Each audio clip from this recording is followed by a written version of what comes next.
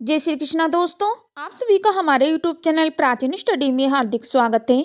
दोस्तों, आज इस वीडियो के माध्यम से हम जानेंगे श्री कृष्ण ने राधा से प्रेम किया पर विवाह क्यों नहीं। तो दोस्तों, आज इस वीडियो में हम विस्तार से बताएंगे, तो वीडियो में अंत तक बने रहे।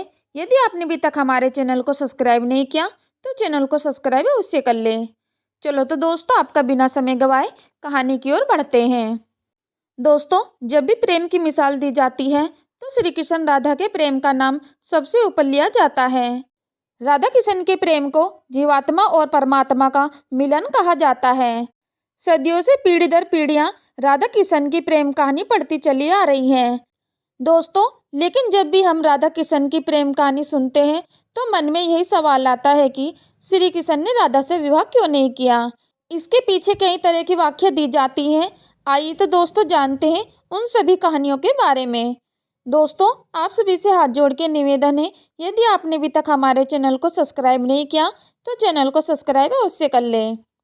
दोस्तों, विद्वानों के मुताबिक राधा कृष्ण की कहानी मध्यकाल के अंतिम चरण में भक्ति आंदोलन के बाद लोकप्रिय हुई।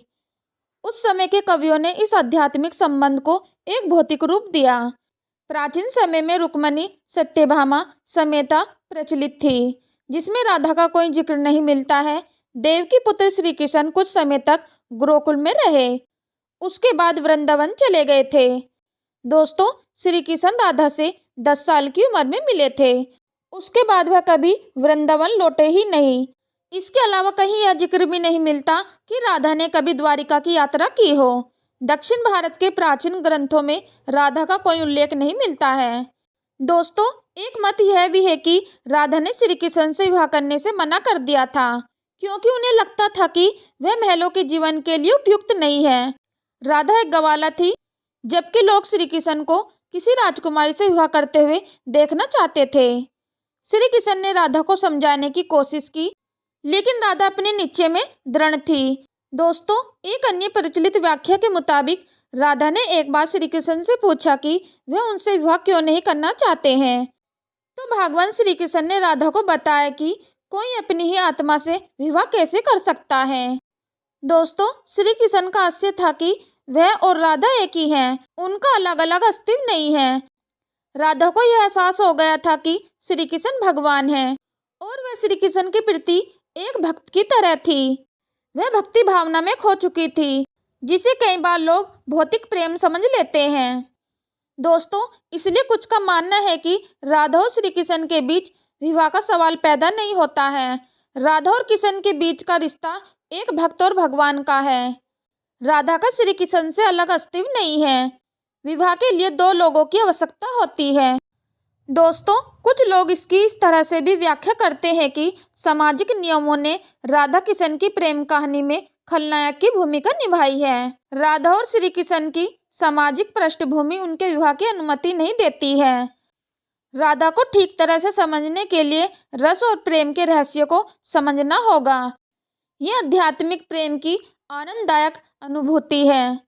दोस्तों, एक व्याख्या के अनुसार कृष्ण और राधा ने बचपन में खेल खेल में शादी की थी, जैसे कि कई बच्चे शादी का खेल खेलते हैं, लेकिन असलियत में दोनों का विवाह कभी नहीं हुआ। वैसे भी उनका प्यार वैवाहिक जीवन के प्यार से ज्यादा स्वाभाविक और आध्यात्मिक था। श्री कृष्ण और राधा एक दूसरे रूप से आत्मीय तौर पर जुड़े हुए थे, इसलिए हमेशा राधा कृष्ण कहा जाता है, रुक्मणी कृष्ण नहीं। दोस्तों, रुक्मणी ने भी श्री कृष्ण को पाने के लिए बहुत ही जतन किए थे। वह अपने भाई रुक्मी के खिलाफ चली गई थी। रुक्मणी भी राधा की तरह श्री कृष्ण से प्यार करती थी। रुक्मणी ने श्री कृष्ण को एक प्रेम पत्र भी भेजा था कि वह आकर उन्हें अपने साथ ले जाए। प्रेम पत्र में रुक्मणी ने 7 श्लोक लिखे थे। रुक्मणी का प्रेम पत्र श्री कृष्ण के दिल को छू गया और उन्हें रुक्मणी का अनुरोध स्वीकार करना पड़ा। इस तरह रुक्मणी श्री कृष्ण की पहली पत्नी बन गई। वहीं दूसरी तरफ श्री कृष्ण और राधा को विवाह की आवश्यकता ही नहीं थी। राधा श्री कृष्ण के बचपन का प्यार थी। श्री कृष्ण जब 8 साल के थे तब दोनों ने प्रेम की अनुभूति की। इसके बाद पूरी जिंदगी श्री कृष्ण से नहीं मिली। राधा श्री कृष्ण के दैवी गुणों से परिचित थी।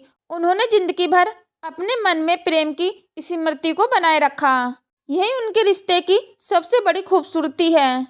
दोस्तों, ब्रह्मवैवर्त पुराण के अनुसार पृथ्वी पर आने से पहले राधा की एक बार श्री कृष्ण की सेविका श्रीधामा से बहस हो गई थी।